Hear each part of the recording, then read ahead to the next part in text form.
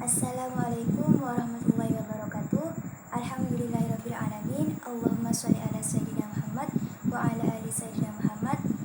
Yang saya takdimi dan yang saya hormati pengasuh Pondok Pesantren Zainul Hasan Genggong, Kiai Haji Muhammad Hasan Mutawakil Allah SHMM.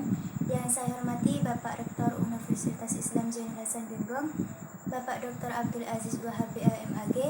Yang saya hormati Ibu Dekan Fakultas Hadis Umum dan sekaligus dosen pengampu mata kuliah Bahasa Indonesia, Ibu Wahyu Lestari MPD, dan yang saya hormati Kaprodi Tadris Matematika Ibu Eka Rahayu MPD, dan tak lupa teman-teman yang saya banggakan.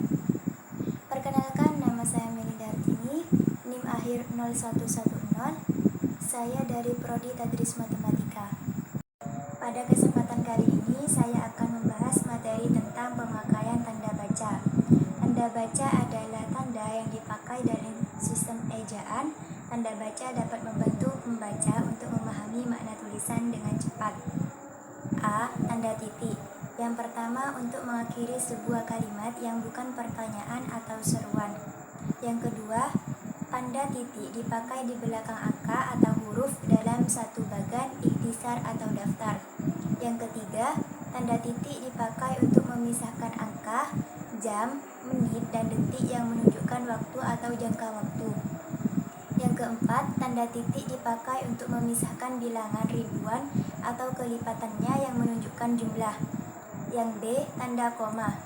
Yang pertama, tanda koma dipakai untuk unsur-unsur dalam suatu pemerincian atau pembilang, memisahkan anak kalimat dari induk kalimat apabila anak kalimat tersebut mendahului induk kalimat. Yang kedua, tanda koma dipakai untuk memisahkan anak kalimat yang mendahului induk kalimatnya. Yang ketiga, tanda koma dipakai sebelum atau sesudah kata seru seperti o, ya, wah, adu, dan lain-lain, dan kata yang dipakai sebagai sapaan seperti bu, di, atau anak. Yang keempat, tanda koma dipakai untuk memisahkan petikan langsung dari bagian lain dalam kalimat.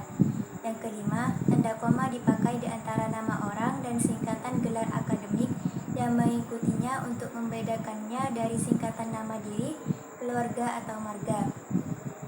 Yang C, tanda seru. Tanda seru dipakai untuk mengakhiri ungkapan atau pernyataan yang berupa seruan atau perintah yang menggambarkan kesungguhan ketidakpercayaan atau emosi yang kuat.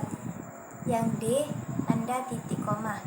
Yang pertama, tanda titik koma dapat dipakai sebagai pengganti kata penghubung untuk memisahkan kalimat setara yang satu dengan lainnya di dalam kalimat majemuk. Yang kedua, tanda titik koma dipakai untuk memisahkan bagian-bagian pemerincian dalam kalimat yang sudah menggunakan tanda koma. Yang E, tanda titik dua. Yang pertama, tanda titik dua dipakai pada akhir suatu pernyataan lengkap yang diikuti pemerincian atau penjelasan. Yang kedua, tanda titik dua dipakai sesudah kata atau ungkapan yang memerlukan perincian. F, tanda hubung. Yang pertama, tanda hubung dipakai untuk menyambung unsur kata ulang. Yang kedua, tanda hubung dipakai untuk menyambung tanggal, bulan, dan tahun yang dinyatakan dengan angka atau menyambung huruf dalam kata yang dieja satu-satu.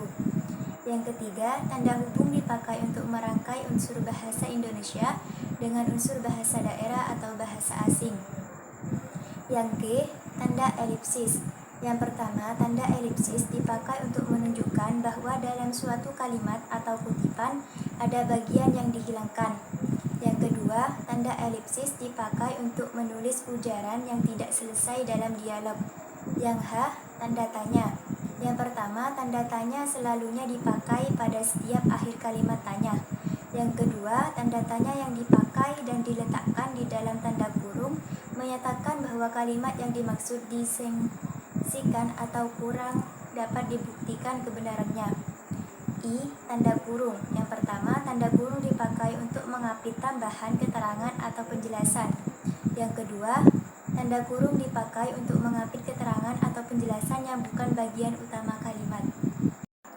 J, tanda kurung siku. Yang pertama, tanda kurung siku dipakai untuk mengapit huruf, kata, atau kelompok kata sebagai koreksi atau tambahan pada akhir kalimat atau bagian kalimat yang ditulis orang lain. Yang kedua, tanda kurung dipakai untuk mengapit keterangan dalam kalimat penjelas yang sudah bertanda kurung. K. Tanda petik. Yang pertama, tanda petik 2 dipakai untuk mengapit petikan langsung yang berasal dari pembicaraan, naskah, atau bahan tertulis lain. Yang kedua, tanda petik 2 dipakai untuk mengapit judul syair, karangan, bab buku apabila dipakai dalam kalimat. Yang ketiga, tanda petik 2 dipakai untuk mengapit istilah kalimat yang kurang dikenal atau mempunyai arti khusus. L. Tanda petik tunggal. Yang pertama, tanda petik tunggal dipakai untuk mengapit petikan yang tersusun di dalam petikan lain. Yang kedua, tanda petik tunggal dipakai untuk mengapit makna, terjemahan, atau penjelasan kata atau ungkapan. Yang M. Tanda garis miring. Yang pertama, tanda garis miring dipakai dalam nomor surat, nomor pada alamat, dan penandaan masa 1 tahun yang terbagi dalam 2 tahun takwim. Yang kedua, tanda garis miring dipakai sebagai pengganti kata dan, atau, serta setiap. N. Tanda penyingkat atau apostrof. Tanda apostrof menunjukkan penghilangan bagian kata atau bagian angka tahun dalam konteks tertentu. O. Tanda pisah. Yang pertama, tanda pisah dapat dipakai untuk membatasi penyisipan kata atau kalimat yang memberikan penjelasan di luar bangun kalimat. Yang kedua, tanda pisah dipakai juga untuk menegaskan adanya keterangan aposisi atau keterangan lain. Yang ketiga, tanda pisah dipakai di antara dua bilangan, tanggal, atau tempat yang berarti sampai ke atau sampai dengan. Mungkin sekian penjelasan dari saya. Apabila ada kesalahan, saya mohon maaf yang sebesar-besarnya. Wallahul muwaffiq ila aqwamit thoriq. Wassalamualaikum warahmatullahi wabarakatuh.